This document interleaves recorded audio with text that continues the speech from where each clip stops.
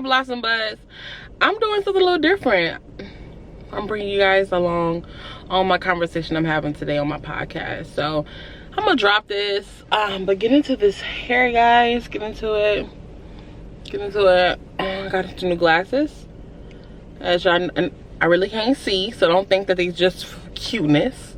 They are, but they for got the car still on. They are, but they are definitely for to see, because this is your girl's blind. But I'm about to record for my podcast. I'm gonna use my phone. Go from there. How are y'all today though? Cleaning up my car. I had to stop and get me a little drinky drink, you know, a smoothie or whatever.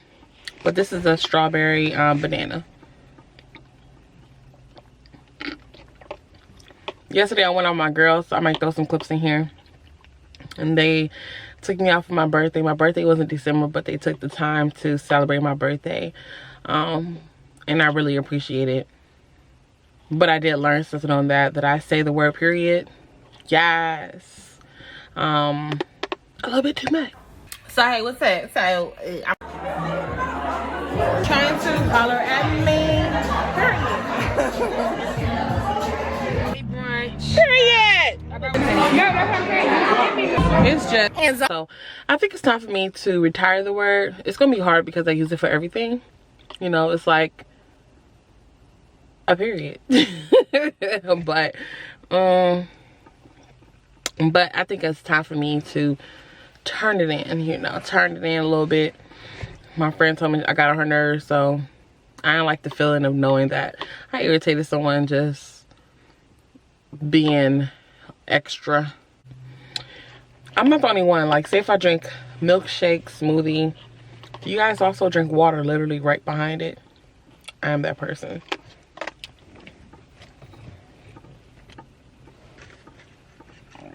I'll be right back. Podcast, but I definitely wanted to bring you guys along for the ride and for the conversation. So make sure you guys follow me on all platforms at conversationswith_ make that 2. And let's go from here. Period. I just said I was gonna stop saying it, and I can't stop. Oh my god. I mean, stops. Oh, come on, that gonna give me double, you know, whatever. But I definitely wanted you guys along for the talk, because I've noticed a lot of times that I might post on other things, but I'm not adding you guys on, like having you guys part of the vibe that I'm giving. So I'm actually gonna record. I may look at the camera a few times, but I just definitely want you guys to have you on a ride. So if you want to have that conversation with me below, definitely comment below, and then I'll come at the end and we go from there. Okay? Check me out. All right, so guys, today on Blossom Bits, we're actually talking about like how I've been feeling and like certain things that I've been vibing to. So lately I've just been diving really into Black podcasters, and I have been listening to, I'm gonna list only 2 of the podcasts that I've been listening to lately other than my own. And the first one is That's Not On Brand. Now, That's Not On Brand, if you guys have not listened to them, I'm trying to figure out what have you been doing and what have you been doing, what's going on.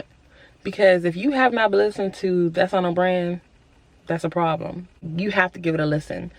It is giving us some life experience and some healing with a little dash of Black girl magic.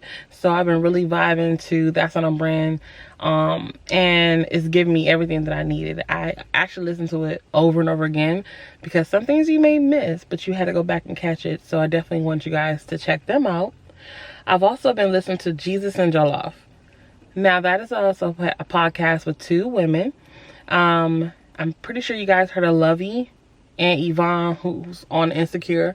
I really was not giving them a listen for a long time, because I was like, I don't know. I feel like it's just Jesus. I wasn't sure if I'd be really vibing to everything they were talking about, because my mind was just not in a place to receive it.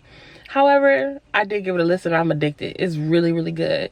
It's like the women in the industry, but it shows that they're putting God first, you know, and sharing their life experiences. So I recommend you guys to give it a listen. Now, what I have not been feeling, I'm not gonna go deep into it because I'm still learning more about it, is this whole Asian hate. Like, what is wrong with y'all? Who raised y'all? Were you guys even breastfed by y'all parents? Like, I'm trying to understand, why would y'all harm the elderly and think that's okay? And laugh and giggle and post it on social media like, you don't have a grandmother, you don't have a mother, you don't have a father. That's not okay. But it's just like making my blood boil.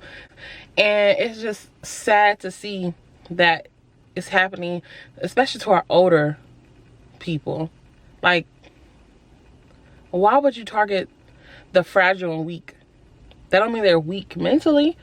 They just, as their body, you know what I mean? Like, I don't understand why target them. But I'm not gonna get deep into it because I don't know as much, and I can't tell you guys stories, but it's just disturbing. It's just disturbing. So today we're having a conversation with the fat agenda. The fat agenda. Now, this was not going to be my topic. This was not going to be my topic. And I was watching the movie last night with my husband, and we were watching, I'm pretty sure you guys have watched it, The Nutty Professor. And if you have not, let's get into it. Okay, so the main character, Sherman Klump, played by your boy Eddie Murphy, but he was an obese scientist. I'm saying like that because that's what I'm reading. That a brilliant and obese scientist. He was just not happy with his weight, and he decided to create a solution so he can lose up 250 pounds like overnight. But it became like two sides of him, and the other side of him was called Buddy Love. And so everything that Sherman did not do because he was afraid to do it, Buddy Love did it. You know, he took that leap and did all the extra things, and just being a little bit too much. But rewatching it now, going through my healing process and rewatching it, like when the world that we in now, it just made me feel so uncomfortable. It really did. It's like, what? It's crazy how all of our favorite our Black nostalgia shows are very problematic. And I came up with how I just said that from That's on a Brand. But anyways, I just felt very uncomfortable watching it. And I guess just how I just put myself in his shoes. And of course I wish I can take an easy pill, but it's just like, wait a minute. There is a fat agenda. Because if you think about all the shows that we used to watch, you think about the sitcoms that we used to laugh and enjoy. Now I'm gonna name a few, and they all had a fat agenda. They all made heavier men and women feel uncomfortable about their bodies. And like example, the movie Shallow Hal. Have you guys watched that? Now, Shallow Hal is another one.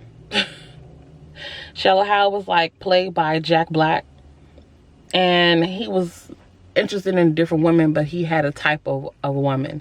He only was attracted to like a models and slim women, but then he was hypnotized and he fell in love with like the people who they truly are. And he fell in love with a obese woman. However, she was beautiful and he saw her for who she is. But again, that's another movie that they are targeting as far as the plus size community as a joke. Well, it's like being the butt of the joke, another one.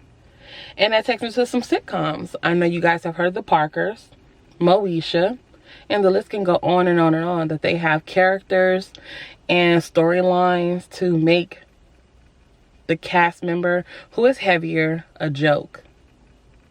Now, it's like, especially since they bring back all of our favorite shows, they leaving the door open. They leaving the door open to have these discussions like I'm having right now. And when I tell y'all I feel so uncomfortable, even my husband was like, wow. It's like you watch, you like, oh, this movie was a good movie back in the days, but when you actually take the time to listen to what they're talking about, what they're laughing at, especially, okay, let's talk about the clumps, because that's why I got on this anyway, was all the characters that Eddie Murphy was playing. It's like you're sitting in front of all the food and the biggest clothes, and it's just like so much down talking yourself that it became so comfortable for us to do it to ourselves. You know, it just made it so uncomfortable. I mean, they just made it so comfortable for us to feel like we're not normal, or nobody want us. Think about Nikki Parker from the Parkers. She was like, what's his name? Professor Overby? Whatever. She liked the professor. And it showed that she was not like back. And he'll make fat jokes and thought it was okay. And even Kim, like I relate with her so much, from Moesha onto her own show, The Parkers. I related with her and how she felt about herself. You know, like sometimes you look past that, but I kept finding myself looking at these characters easily to remind you that you are bigger than the next person next to you. Or, oh, you think you're gonna look good in that skirt? Like, it's not okay. Like, I was having this conversation with my sister the other day, and we were having a conversation about, I was just telling her how I was feeling lately. And it was not brought up about these movies that I'm talking about now, but I was just telling her how much I have always had a love-hate relationship with my body. It goes back as far as I can remember, like as an infant, it goes far back to the point where my father used to go to the store to go grocery shopping, and I used to cry, but he used to give me hot dogs to shut me up, or Vienna sausages to shut me up. And I just take that as a bonding time with my dad. But it's not pointing a finger at him. Like, you learn bad behavior and you continue with it. Even to the point when I was growing up, I used to eat those things just because I'm like, oh, that makes me think of my dad. And that takes me to the point of another one. just thinking. I have this thing that if I relate food to the person. Now, in my last episode, I was talking about binge eating and my poor relationship I have with food, but it goes deeper than that. It's like, say if I miss my grandmother, and anybody who know her knows that she loves peanuts and coffee and peanut brittle. Next thing I know, I'm buying those because I'm thinking of her. Or if I think of one of my sisters, we always had a good time making tacos. I'll eat tacos now. I can eat tacos, y'all. That's my favorite. But we're not going to go down that path. It's like I relate a memory to the person or experience to the food. And that takes me down like a very dark path. It does. But just knowing how long I've been battling my relationship with food, or in relationship with my body, that's what I was trying to say.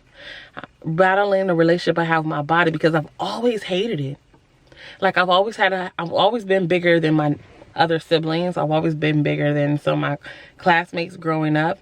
And instead of taking the time to make clothes for a chunkier child, and what did they used to call it back in the days?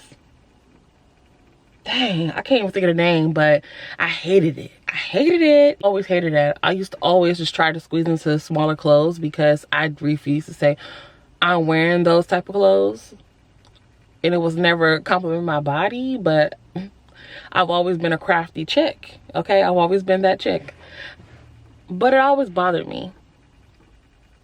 From a child to an adult, I've always had a love-hate relationship with my body. I've never felt like I look good naked. Of course, when you get older, you try to just find the good in it. But I'm just talking about growing up. I've always been bigger. And I've hated my body. I hated my roles. I hated how I look. I just hated everything that was me. It's like the problematic shows that we used to watch, movies, sitcoms, it poured into us as young adults young teenagers, young kids, because we thought it was okay. We thought it was okay to make fun of the fat girl who's sitting at the table by herself. We thought it was funny being the outcast, but it was never funny. It was never funny. And just watching those shows just brought back those old memories that I just feel like I had to share with you guys. You know, it's like I was watching Moesha and just seeing how they treated Kim. Like, I couldn't finish watching it. Now I'm gonna go watching it because I still love the show. And it's like sometimes you got to take off those, put goggles on, and to forget of the crap that they are laughing at and finding funny, because it's not funny, but you enjoy the show. So you're just trying to find the humor in it without connecting to the problem with it. You know, I've always had this relationship with my body that I'm not connected to. I just feel like I'm in the wrong body. You know, it's like you feel like you be in the wrong family. I feel like I'm in the wrong body. I do. But God gave me this body for a reason. And I'm really trying to learn how to love her the way she deserves to be loved. While I'm trying to understand, like, what do I consider love that I want, you know? Because you got to do all the things for yourself instead of seeking it for somebody else. And I don't want to put my happiness and my joy in what I want my husband to pour into me. I have to want that for myself. I have to want to be happy for me. And I constantly have this conversation with myself because of the negative chatters that I have that constantly go through my head. And we discussed that several times on this platform, that it's not okay to have those negative talks about yourself to yourself. You gotta speak life. It's power in the tongue. So you gotta speak life over yourself. You have to speak life into the situation. If you want to live a better lifestyle and have a better relationship with your food, then you have to speak that. Like, it's such an ongoing battle, ongoing struggle. Like, I relate so much to those characters, even on How Did I Get Married. I remember one day I was watching a movie. I think I watched it a few times. I even purchased it on DVD. And I ordered a Domino's pizza, some Cold Stone ice cream, sat there, watched the movie in the dark, and cried the whole time. It's not okay, but I did it. So, yeah. I'm pretty sure I'm not the only one that see that there's a fat agenda that the consumers are pushing out on us. They want us to buy into it. They want us to be part of it. They want us to make fun of little chunky kids. You don't know what's going on in their body. Like, really though. So, drop my phone. So thanks for listening to my TED Talk on how your girl feeling or whatever. So make sure you listen to me on all platforms on Conversations with two underscores. 2 underscores. And I'm gonna link the link below in the bio. So if you guys want to hear more of my conversations, my entries, swing over and subscribe. What else you gonna do? Support your girl, period. See, there we go. I'm not even gonna do $1 every time I say period, because I will go broke. But I just want you guys to just check me out, and we go from there. Bye guys.